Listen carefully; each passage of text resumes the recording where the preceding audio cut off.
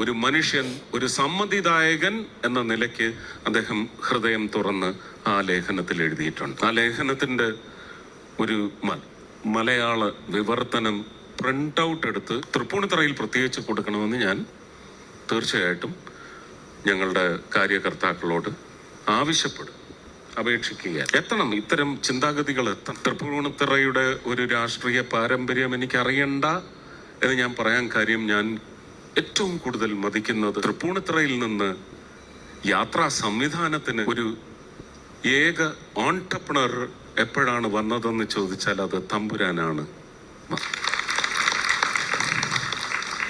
Modernisation of living systems, modernisation.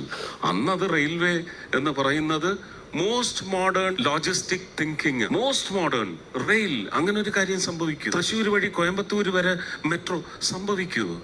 ഒരു ഊളക്കല്ലേ ഇങ്ങനെ ചിന്തിക്കാൻ പറ്റൂ എന്ന് ചോദിച്ചവന്മാരാണ് ഇപ്പൊ ചോദിക്കുന്നത് എവിടെ മെട്രോ എന്ന്.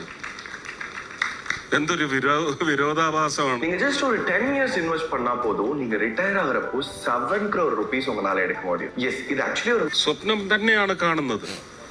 കാരണം എനിക്കറിയാം, അങ്ങനെ ഒരുപാട് സ്വപ്നം കണ്ട ഒരു മഹാനായ മുഖ്യമന്ത്രി, ഒരു സംഘ കാര്യകർത്താവ് എന്ന നിലയ്ക്ക് 12ാം വയസ്സ് മുതൽ ഭാരതത്തിന്റെ ഹൃദയ ധമനികൾ മുഴുവൻ മനസ്സിലാക്കി ഒരു സംസ്ഥാനത്തിന്റെ മുഖ്യമന്ത്രിയായി 12 ചില്ലുവാനും വർഷങ്ങളും, അത് കഴിഞ്ഞ് ഭാരതം ഭരിക്കാനായി 2014 മെയ് മാസത്തിൽ ഇന്ന് യശസ്വി ഭാരത് കി യശസ്വി പ്രധാനമന്ത്രി എന്ന് ലോകം പറയുന്നുണ്ടെങ്കിൽ,